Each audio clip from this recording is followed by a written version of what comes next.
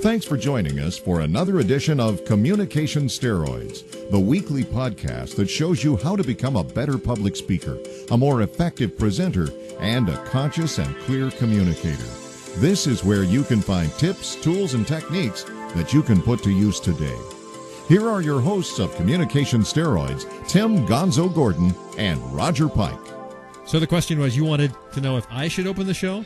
Or if I should open the show. I'll tell you what, let's do it together. Oh. 1, 2, 3. Hello there. And welcome to Communication Steroids. We do that really bad. I know, yeah. Well, that's non-rehearsed, by the way. Oh boy, can you not tell? Yeah. Roger's over there. And Tim's over there. And this is a podcast from Communication Steroids. Thanks for joining us on Communication Steroids TV. It's a real pleasure to be here and to share with you, our tips and tidbits and thoughts about how to be a better presenter. And this is, of course, winding down the year, yeah. 2010. How many years does it make for us to doing this on? Well, we've been doing the podcast since early in 2007, so we're coming up on 4 years. 4 years. 4 years. It's coming up on 4 years, yes. Wow. A lot of them are archived. A lot of them went off. When we changed our website earlier last year, in the middle of 2009, about 100 to 150 of them kind of went away. They've never come back. You know what 4 years does, don't you? You get 4 reelected? years. 4 years is enough or to you get qualify. Voted out of office. It's enough to qualify for icon status. We are American icons. Well, American Idol. All right. So anyway, you thought today might be a good day to talk about a trip that you recently went on and how you went about preparing for that trip. And I thought that was a great idea because Tim recently went to Jacksonville, Florida, and gave a presentation before a trade show. And it was one of the breakout sessions, but in essence, it kind of turned out to be a keynote because they had several keynotes at the same time, or I should say 2 rooms, and one of them that was opposite me at the same time was canceled, and so everyone that was going to go there came to mine, and so I had about 200 people in the crowd, which is about what a nice crowd, yeah. And their keynotes were only about 300, so It felt like a sort of a keynote.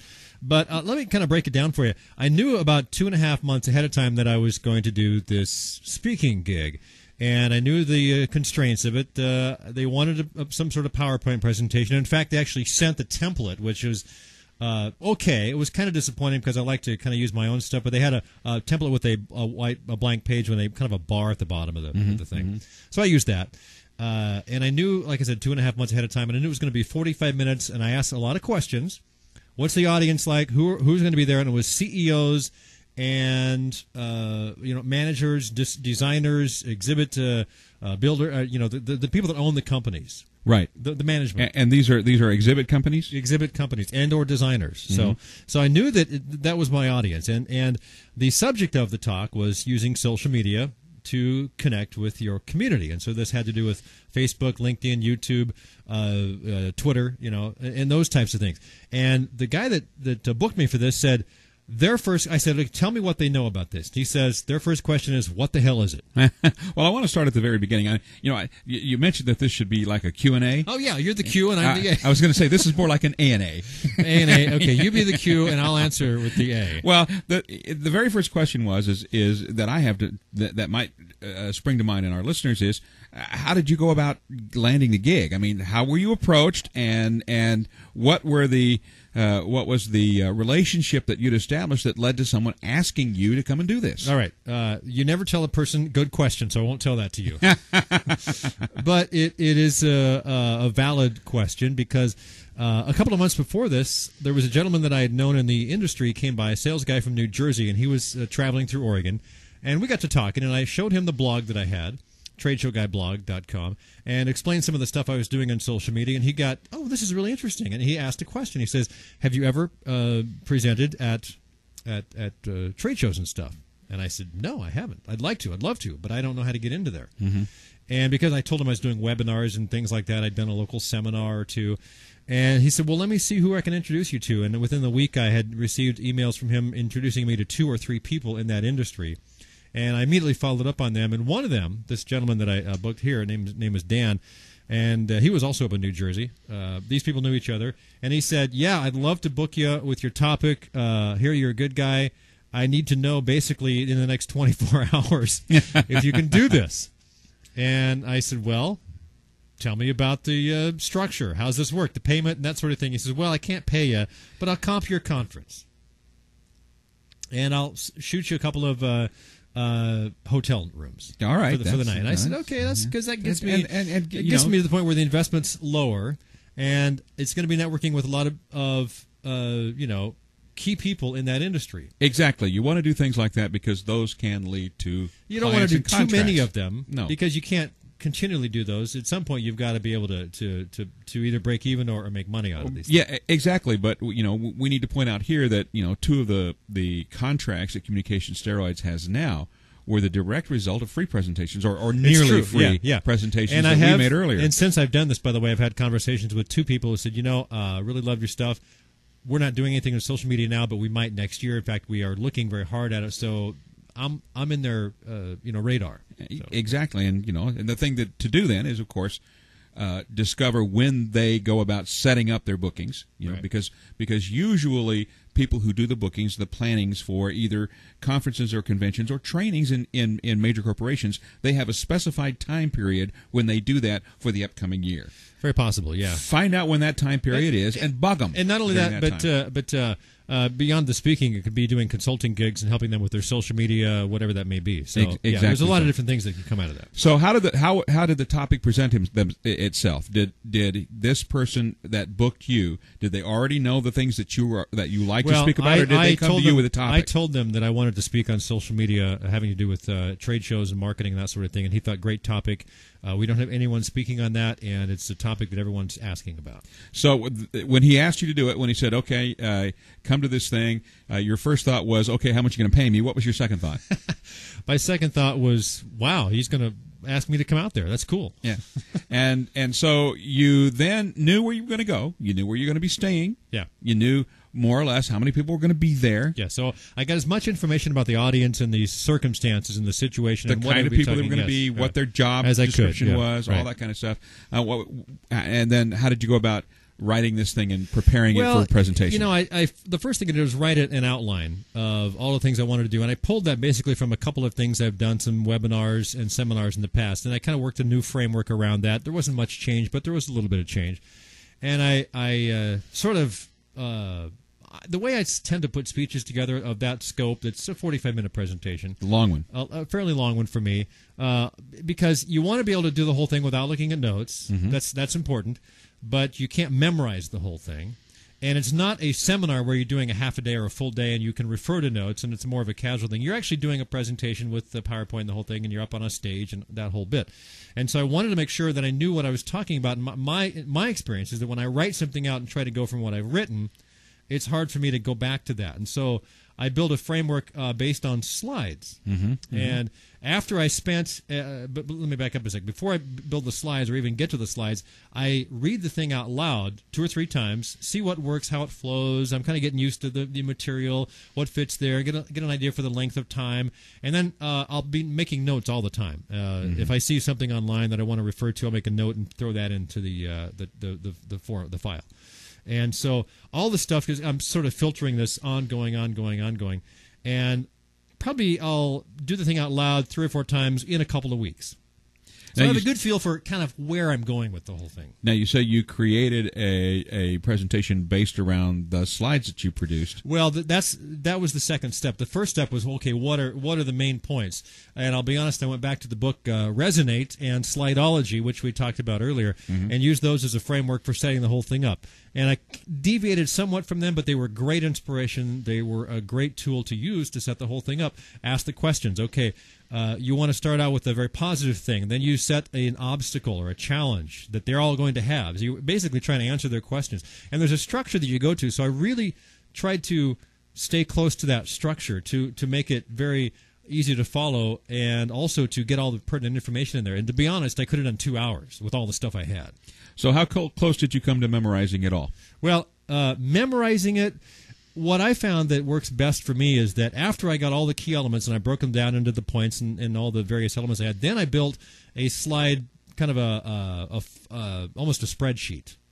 And so I had image or idea on the slide, and then that would be on the left side of the spreadsheet, and then the next line would be what the main thing I was talking about. And every slide, I figured out over over 45 minutes, I'm going to have about 80 or 90 slides. So that's about one every 30 seconds. So every 30 seconds, I have a new sort of thing that's going to trigger me. And that's when I started building the slides. I came up with a template that I was using, put photographs in there, and tried to use as little text as possible. Towards the end, I got a little more text-heavy because I had to get some information in there. But a lot of it, what you're really trying to do with the slide is to draw out the emotion that you're talking about.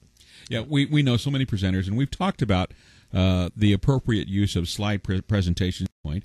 We've talked about that in the past, done podcasts about it. Yep. What you don't want to do is have the text of your speech on slides.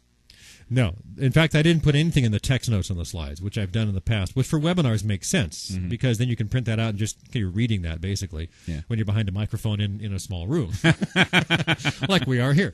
But when you're up in front of 200 people, you want to be able to be very comfortable with where you're going. And so when I got everything in place and I knew that I had the 80 or 90 slides, I rehearsed it knowing about 3 to 4 weeks out. I said, okay, I actually set up a rehearsal schedule. I'm rehearsing this every 48 hours, or at least a part of it, whether it's the first half, second half, or any transition, so that I get a really good feel for how the whole thing goes. And there I start pulling things out because I know that I'm going to be a little long because I tend to get a little long-winded. But that's good because I'd rather be long-winded and pull things out than come up short by 20 minutes. Yeah. So you had to really do some judicious editing, as they say in the book, murder your darlings. You have some great stuff. Oh, this is a great story. I got to talk about this. I had 6 or 8 great stories, and I actually had to edit that down to about 4. Case study type of stories. Most people don't realize when you become a more advanced than beginner presenter. Beginner presenters tend to encapsulate too much.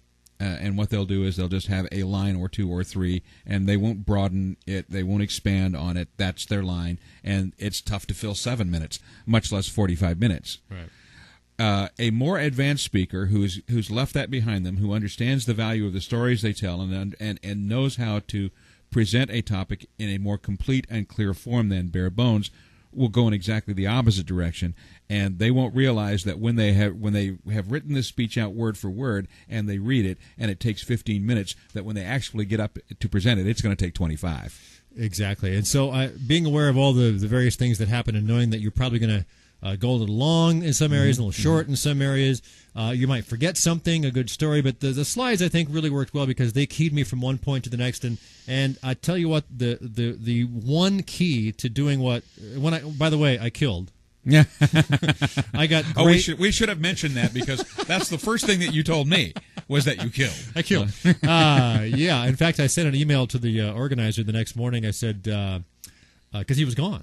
And I never got a chance to say thanks or anything. I sent an email to him. The first thing he wrote back, he says, "I heard you killed." So he obviously heard too, and he missed it, unfortunately. But so it went great. The timing was great. I had a great little 5-minute Q&A.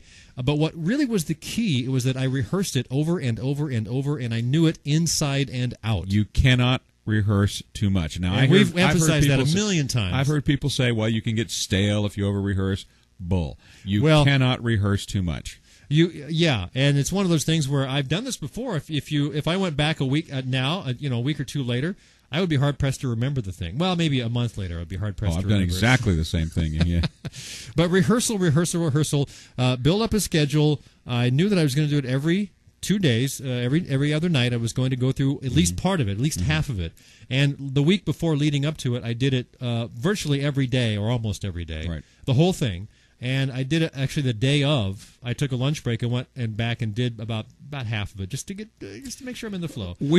So it was I was really in tune with it, really in touch with every little piece of it. And when I got up there, I was absolutely comfortable. Yeah, we've talked about campaigning a speech, for example, doing it over and over and over and over again in front of a crowd, in front of an audience, and so that when the big day of the presentation arrives, you are prepared. And if you don't have the ability to do that, certainly do it by yourself or with a couple of people around you that can help pinpoint some of the trouble areas. Right, and it can give you some positive feedback. So that's it. And the big day arrives. It was a great, it was a fun thing to do, and I do want to ask you one thing. One more question. The big day arrives.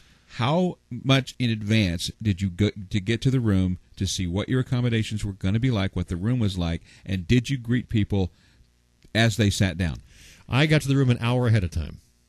The room was empty. I wanted to make sure that I had internet access, which I needed because of one of the key things I was doing.